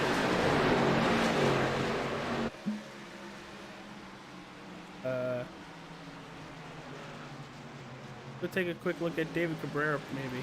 I didn't see anything with the O2. Yeah, I didn't see anything either. I don't know if it was a 31 or what the case was. I'm not sure what happened there. We got a big crash. They were checking up in front of him. Yeah, we'll take the far chase view at that one, AJ. Cabrera just didn't slow down. I don't know if he didn't see all of it. Because there's Henson in 33 looked like he significantly slowed up, but I think he was just checking up for these guys right here in front of him, and David didn't give two craps, as we say in the industry. Yeah, it looks like he had to check up for Hardin there in the number 33 car. Yeah, and then like I said, Peyton, I don't know if he was just checking up for the 04 up here in front of him and these pack of slower cars. I'm not sure exactly what happened there. Yeah, that was a big wreck that took out a good couple cars. But back to Langley staying And it's going to give the 31 and the 33 meatball flags, so they're definitely going to have to get some repairs there. Back to Langley staying out. Within that lap, very hard battling does give up first place to Vargas and Thurston. But sitting in third right now with just under 10 laps to go. Did he make his bed and is he just sitting in it, or you think? I think at this point, yeah. I think at this point you made your bed, you're laying in it. Funny thing though, sorry to change the subject. The O2 just made a report to everybody that he has to pee. So, and he's wanting everybody to get their crap together so he can go to the bathroom once the race is He doesn't want to Noah Wilson in at Bristol. Beautiful information there. I don't think so. Top journalism there, Gary. Gary Wilson, everybody. Round of applause. He's ready to go. He's ready to get this race over. I tell you what, though, that restart there with the 78, do you call it dirty racing, or do you just call him knowing the rules? I mean, I think it's just knowing the rules, Gary. I mean, you got to look at it from his perspective, right? He's starting on older tires. Everyone has been just playing the gentleman's game, starting at the restart zone. He knows that if he does that, he's just going to get swallowed into turn one. Best case he can do is just stomp on the throttle as soon as the pace car goes, throw everyone off their tracks, and try to get as much ground as you can on Ryan Vargas and the rest of the leaders. So, I mean, kudos to him. He's still third, and with all these caution laps, it's just going to keep saving his tires a little bit more. So, yeah, for sure. And there was a little bit of a complaint I heard with Ryan. He kind of thought the 78 wasn't given the most room out there on the racetrack as they were all trying to pass for the lead. But, I mean, it's Darlington. This track is narrow as it is anyway. Ryan thought he was on the flat there. 78 thought he could have gave a little more room. Thought he gave plenty of room. I think it's, shall we say, a little bit of a disagreement and temperament there. But they all live to tell the tale. They're all running 1, 2, 3 still. So yeah, they're still doing a really good job. But taking a look at what's going on, I think right now it's either Vargas, Thurston, or even Laird. I don't want to count the 78 out because he's definitely going to have a better finish than if he would have went and hit with everybody. But the lights are off on that pace car. Everybody with under 10 laps to go. Hit that like button, please. Subscribe to the channel. You will not miss any Thunderstorm League of Racing events on Wednesday nights starting roughly around 8 p.m. But we are pretty much about to turn up the heat down here in South Carolina, just outside of the very famous Meadow Pond. So now that we have this happening here, right? We saw what the 78 did the last restart. Is the 96 going to play nicely in the race? Or is he going to take off as soon as he can because he knows he's got Ryan Vargas to his outside? That's what's going to be interesting here on this restart. Well, Ryan Vargas is the leader. He's going to be the control car here. Oh, so we'll get to see what he does. What does he decide? Yeah. He's waiting. I usually try And he's going. He's on the loud pedal. He said, see you later. Green, green, green. That was 100% knowing the rules for the 78. Now that he's kind of showed what can be Set done. the president. Yes, he did. But can that 96 of Thurston get to the 6? Here comes a great run down the backstretch, entering turn 3. The 6 goes to block. Here comes JD Laird in the 22. Yeah, the 96 trying to get a little bit of peeking there underneath, but not quite able to get there. It's going to be, catching's going to be one thing, which he's done. I think passing's going to be another thing. I think that 96 might try to see if he could force the 6 into a mistake and then maybe pounce on it here. I also, knock on wood, don't think we're done with yellow flags here. I don't think we're done with yellows here either. I mean, it's Darlington.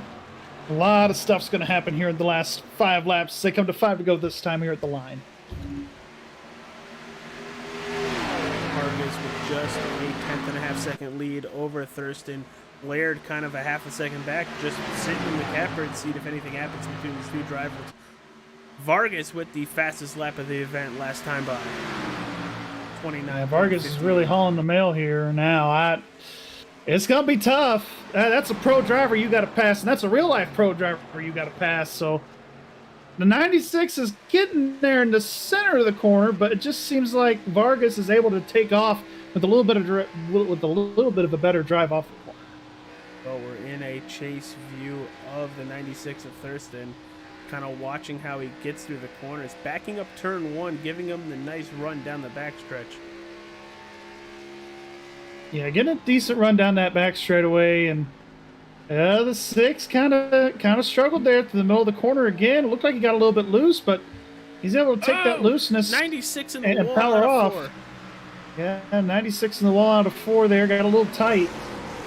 And it just gets tight here at Darlington. It really does. We got 3 laps to go, and Stay tuned. now you just kind of haul the mail and see if you can pull a video game move late in this thing. Stay tuned to after the race to talk to our podium finishers if we can get a hold of them. But we will have that up in just a couple laps. I think we're coming to 2 to go here. Little popsicle sticks up in the air from Barney the flag man as Ryan Vargas is going to take the 2 to go. 2 to go here. Now the 96 has lost a little bit of ground. Now we're going to try to see this 22. He's probably going to try to take second now. Yeah, that's what we're watching. JD Laird came Car around the Oh, we got a wall. yellow. Slow car in the way. That's Jarrett Manning in the 7. That's going Yeah, to I'm give not us sure what a happened to, green, white checker. That is going to be something. Let's see what happened to the 7. I bet you I know what happened. I bet you I could tell you. Oh, yep. I know exactly what he did. I ain't even got to say it. You already know. If you know, you know. Pancakes the outside wall, hits the inside wall, and spins the bleep around. And he's going to try, after these cars here, he's going to try to get the car back going again. He waited a while to do that. And he spins it again. And that's what brought out the yellow. Is Him that stopping right here. Is that because Right in front of our leaders, too. the car's Yeah, broken it's 'cause and he leaders spins are right out there. again? I think it could be that. I think it also could be because he cooked the tires. Ooh, Could look be at because of the this. suspension. Oh, Thurston coming to pit road. he's the only one to come down pit road, too. I don't know about that call. I don't know. There's too many cars on the lead lap. I would have stayed out. Well, we're going to pull up stint length here on your screen. Let's kind of see what kind of the tires look like for everybody. About 15 laps is the consensus for everybody, but now Thurston's going to have Not a whole lot of cars came down with him, though. That's going to be interesting. What worst he's gonna do is start in that 11th spot. That's not going to be enough time, though, to get around these guys for the win, though. Multiple green, white checkered attempts, it could be. That's very true. You do have 3 of those here in this league, so I think he's banking on a couple more cautions, but I don't. Oh, we got the 27 and the 79 make contact, almost wrecked each other there. What you doing, people? That's 79 of CJ Hallman. Gosh, I think we've heard this name too many times tonight.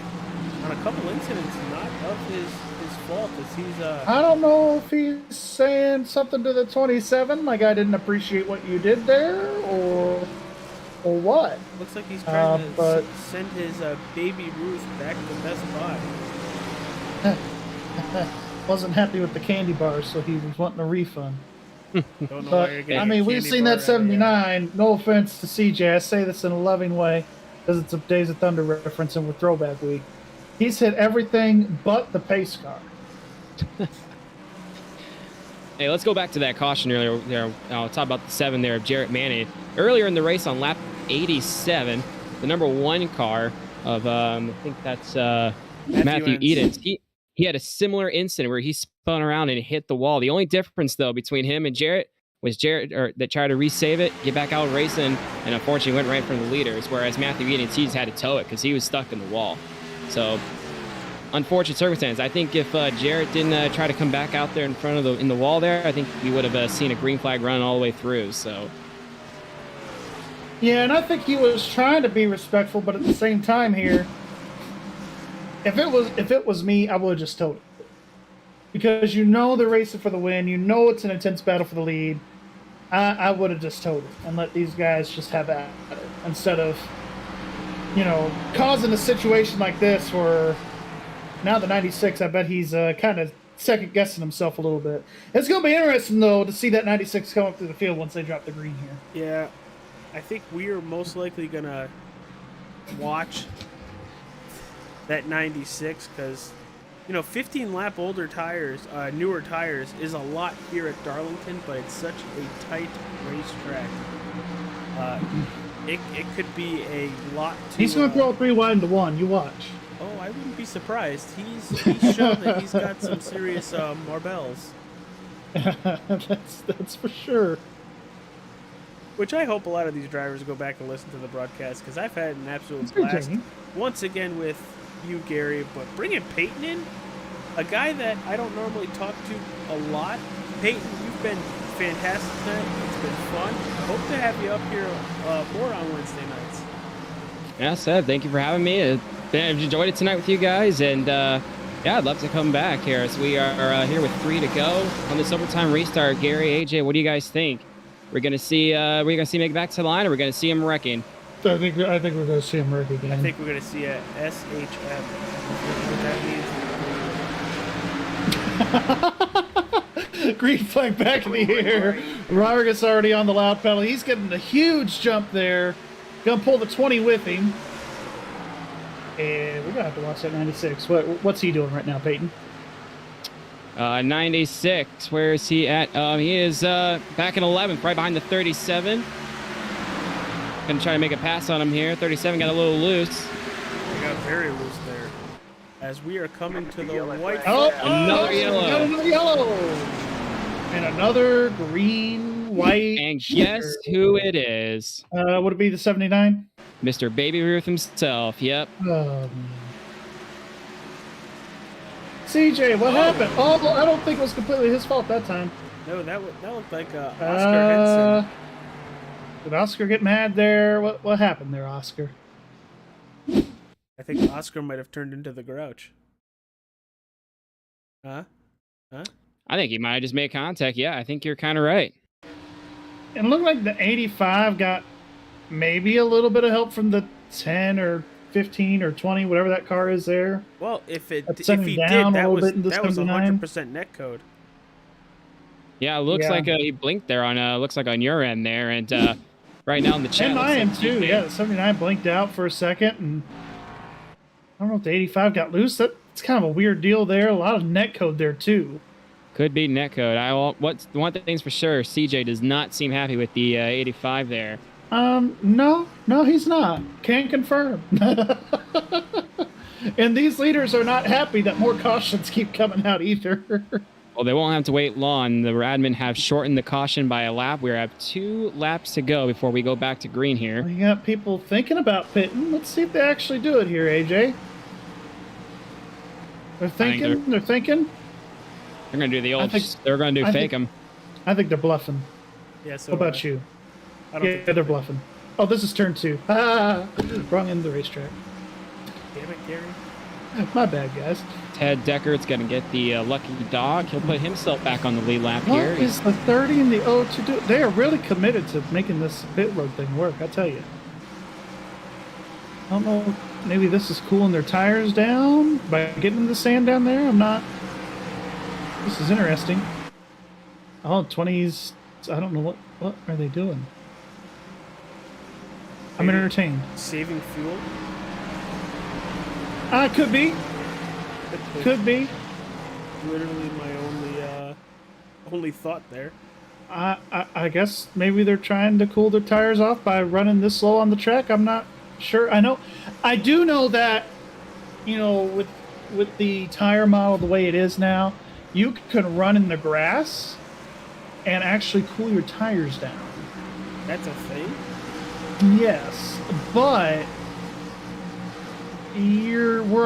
there's no grass here, so I'm not sure exactly what that was all about. But regardless, we're 1 to green, so. And I don't know how many. Is it unlimited attempts or is it just 3 attempts? Just 3 from what I'm seeing on my screen here, AJ, according to iRacing timing and scoring. The way it's been going, we might get there, but I think Ryan Vargas really wants to see that white flag. I think the top 5 just want to see the white flag. I agree with you there. I think everybody wants to see the white flag. Taking a look from Pace cars in. Another jump there from Ryan Vargas. What a jump there. Green flag, green flag. Great run there by the 6 on the loud pedal. Look at the 96 up 4 slots as he enters turn 1. Yeah, I think he needs one more green white checkered though. If there's anybody that wants to see him wreck again, it's the 96, I think. Here comes the 20. He's gonna try to full send it in there, AJ. Go back to Jeff Gordon. White flag this time. White flag, and that is presented by Wrestling Over Everything. Because I completely forgot to do it Monday night. Oops. Look at this. It happened. Look at this battle, Vargas and What David. is the 20 gonna do here? I don't think he's close enough. He's not close enough, but he's gonna try his darndest to beat him back to the gas. Not gonna happen though. And Ryan Vargas is going to win here at Darlington Raceway. Whoa! Yeah! With a Tokyo drift there at the end. Perfect. What a finish. That was a great final restart there. Great win by Ryan Vargas. I mean, hey, I just want to say he was my pick. He was my pick. So I feel like I need credit here, you know. Other pro guy, and he finished 31st, 81 laps down. We want to Great job by Ryan Vargas, but also credit to David Shieldhouse? Yes, Number 20. Yeah. And assistant GM. He's the assistant GM for Alpha Prime Racing, Tommy Joe Martin, and Ryan Ellis, and took Ryan Ellis's throwback from this year to a P2 finish. Great job there by the 20 car. And Sequels there with the Home Depot throwback finishing a solid, strong third place finish there. So we are going to do our best to get in touch with Mr. Ryan Vargas, but we will definitely be talking with both David Schaldhaus and Zeke Willis in just moments. So stay tuned while we get ready for post-race interviews. We'll be right back from Darlington Raceway.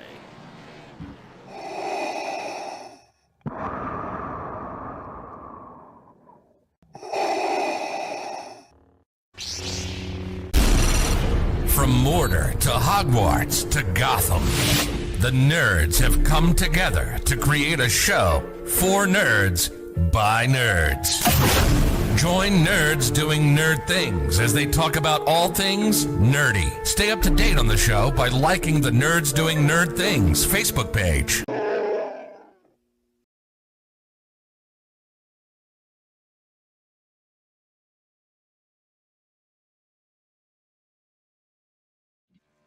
And we are back here at Darlington Raceway getting ready for the podium interviews. Right now we're going to talk to third place finisher, Mr. Zeke Willis. I can't find him. He was here a second ago. I don't see him. Oh, maybe he already bounced off of Discord. Well, that's fun and dandy. So we're just going to go right into final thoughts of the race. Peyton, it's your first race, so I'm going to let you go first here. Kind of give us a rundown of what you thought about the race, and did anything surprise you with these Xfinity cars with the Thunderstorm League of Racing here? Not at all. These Xfinity cars race exactly how I imagined they would. A lot of guys trying to battle for positions. A lot of people hit the wall tonight like we thought. Unfortunately, took some big names out like we thought earlier. We had the Coke guy, Vicente Salas, got taken out early. One of our favorites, as Gary picked him earlier. But, I mean, you kind of saw attrition was kind of the way to go. Ryan Vargas, who won the race, he didn't even qualify. He started in the back, worked his way slowly to the front. It's, as like you said, AJ, a battle of attrition is what got him to a victory tonight. And also, great job to the 96, who, even though he pit, he still managed to gain a lot of spots there on that restart. Good job for him. Overall, it seemed like a really fun race. I don't know, Gary, what did you think? Yeah, I thought it was a very good race as well. I mean, just to kind of follow up on your points there, definitely attrition set in as we were talking about during pre-race, and 14 cars finished on the lead lap. I think there was about 20 of them or so running at the end there, and I thought it was a pretty solid race overall. A little bit of wrecks, a little bit of racing. They did get a solid about 20 to 25 lap run there at the end of the race, and but I think the admins are going to review this. I chalked this up as a win. I thought it was pretty good racing, but definitely a lot of Darlington stripes to be had tonight as well. All right, want to give a big thank to Cody Anderson for just subscribing to All-Star 15 TV. But yeah, I agree with both of you guys there. It was a great race, a lot of chaos, which also brings a lot of talking points for the three of us. But Ryan Vargas comes home the winner after a big 106 lap battle using overtime here tonight, followed by the driver of the 20, David Schaldhaus, and Zeke Willis, your top three. We will be back next Wednesday right here on All-Star 15 TV for the race at Michigan. We got Vargas and we got Schildhaus, so if you've got a chance to talk to him, I think this is the time to do it. Oh, they're in Discord. We got him here. Gary, I will give you Mr. Ryan Vargas. Take it away, pal. Ryan Vargas, Gary Wells in the booth. You got a copy? I do. Hello, good morning. Good morning, good evening, whatever it is. I mean, you're the winner here at Darlington tonight, bud. I mean, you didn't qualify, decided to work your way from the back to the front. Talk about your race, man. It seemed like it was pretty eventful. Yeah, it was eventful from lap one. Just trying to work my way through the field. Gave myself a speeding penalty on lap 20, so I had to go from the back to the front twice, essentially. But I didn't expect to win. I mean, it's a pretty stout field in here, a lot of really good drivers. So I guess I just kind of played the cards right, made up the track position where I could, and there was definitely a lot of luck in this race for me. So. But regardless, a win's a win, and I'm very, happy about it. Definitely a cool opportunity, and I appreciate all the people for having me. Yeah, for sure. We'll talk about the end of that race there, between that battle between you and the 96 of James Thurston, as he was kind of pulling away there toward the end of the race. What was kind of going through your mind? Were you just hoping you could chase him back down, or did you think he kind of had it in the bag at that point? I mean, he had it in the bag. I could catch him. I knew I was able to, run him down potentially, but there's a difference between running him down and actually passing him, and the only way I could really do that is if I tried roughing him up, and I'm not going to do that on iRacing just because I know how, the sim likes to bounce the cars around, and it just wouldn't be fair. But I hate that he got taken out like that. That stinks. Because he was really, really fast. Very impressive. But that's just the luck of the draw sometimes. And I mean, regardless, we won, and I'm pretty excited about that. Well, you got a pretty nice paint scheme on your car tonight. Any plugins you want to do here before we let you go? Yeah, I tried to run my Mark Martin Monarch Roofing throwback, so if that's what showed up, cool. But if not, you guys probably saw my Swan Security paint scheme. They're a major partner of ours. And it's it's really cool to run their paint schemes on iRacing and stuff like that. And for those listening at home, if you give me a second, if you guys use my code, which is, I have it on my phone. I can't find it. Well, you can find it on my Twitter. But that was fun. Thank you guys for having me. Look, I'm sifting through emails, and it's here. Here we go. Oh, whatever. Screw me and my merch plug. Maybe Google Ryan Vargas merch. You might find it. Yeah, I guess so. I mean, man, I tried to do one thing. Just to be super cool and like just be nice, but no, I mess it up right on air. But thank you guys for having me. Hey, at least you won the race, pal. I was gonna say, if you're gonna win, at least make it memorable, and that's what we did. That's right. Well, go run tonight, bud. And it was good seeing you race, and we'll hopefully you come back for more. It'll be fun seeing you here. Yeah, absolutely. Thank you guys. I'll definitely be back for sure. That was a lot of fun. Awesome, right. Dude. Good. Congrats on the win, bud. Thank you. All right, that was race winner Ryan Vargas. And Peyton, I'll give you the second place finisher, David Childhouse, which I'm hoping he can correct us or tell us if we were telling it right. Because I feel bad for probably butchering his name a million times tonight because he was up front. Peyton, take it away. Well, David, P2, man, what a great run from you tonight. Just tell us, how did you feel the car was all night? Hello. Listen, I've had my last name said way worse than that, so don't feel bad. It's pronounced Schildhouse. You're pretty close. The Keen Parts, Jeff Gordon throwback, Ryan Ellis throwback at the throwback track. It was fun. I love this racetrack. I love coming here in real life. I love racing here in the sim. And it was an entertaining race. I mean, me and Vargas decided not to qualify and see how many people we could pass. And once you know, we found ourselves up at the front there at the end, having to survive a couple of restarts. But there were some hairy moments around the Lady in Black, no doubt about that. But it was fun. I enjoy racing here. This is a track that really brings out the skill gap, and I'm all about that. For sure. Seems skill was definitely a factor. And going back to what you said, you and Ryan Vargas, you didn't even set a lap in qualifying. Was that just kind of a strategic move or just kind of like a flex to say, hey, how many cars can we pass? We just agreed not to qualify. It was like, we got a fast repair. We got 95 laps. Let's just have some fun with it. We're literally just here to win races and have some fun. Ryan didn't even know this existed. I was talking with him today. I said, hey, what are you doing tonight? I'm going to check out this new league because they're doing Xfinity cars at Darlington, and his ears perked up big. He was in from that moment because I know it's a fun combo. He loves this combo, so I was like, come on and run it. So, yeah, we wanted to have fun, starting in the back, passing people, getting to know new guys, and racing around new people. That's a good time, and we both enjoyed our time here tonight. Well, we're glad you guys did. It was fun watching you two. And obviously, like you said, Xfinity cars here at Darlington, it's such a fun combination. Congrats again on the P2, man. Thanks. I appreciate it. I know we got Michigan up next week, so there's a good chance you'll see at least me, maybe him, maybe another special Xfinity Series driver show up as well. And never know, but we'll get the word out because it's fun to have fun, and we had fun here tonight. So big shout out again to Keen Parts, CorvetteParts.net, Alpha Prime Racing, Ryan Pastana for the paint scheme, and everybody at twitch.tv/Schildhouse. They all had a good time watching this tonight. All right, man. Great job again on P2. We'll see you around. Thanks. All right. Thank you, David Schildhouse. Really appreciate you joining us up in the booth for that interview. Well, that was interesting. That was fun.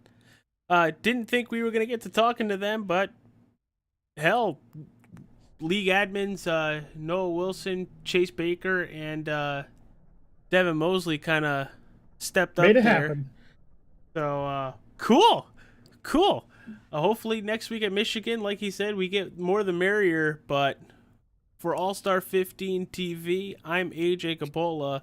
That is Gary Wells and Peyton Sweet for the first time tonight. Anything you guys want to drop before we close our up shop tonight? I tell you what, that was really cool for those guys to take the time to come in here after the race and stay by for an interview. I know that was exciting for me. You know, it's not very often, you know, here in the booth we get to talk to either a pro driver or real life, you know, guys in the industry of motorsports, whether it's a driver or whatever. So cool for them to take a couple minutes and talk with us after the race. But I thought this race was really good overall. The finish was great. I'm hoping we see more exciting action next week at Michigan. I think it'll be fun. Michigan's always a fun track, especially in person. Whether you're there or you're on iRacing, you're going to probably see multiple lines, 3 wide, maybe even 4 wide at that track. I mean, it's Michigan. It's going to be a lot of fun. Hopefully I'm there with you guys. We'll have a fun race. What do you guys think? Oh, I love Michigan, especially in these Xfinity cars, but we have to wait a week to see what happens there. But until then, hit that like button, subscribe to the channel. You won't miss anything from the Thunderstorm League of Racing. But until then, stay safe, stay cool, stay classy. We will see you on the next broadcast, everybody.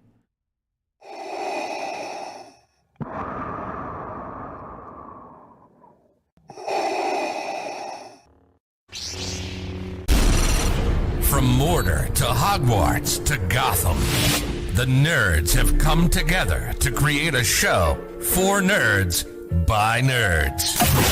Join nerds doing nerd things as they talk about all things nerdy. Stay up to date on the show by liking the Nerds Doing Nerd Things Facebook page.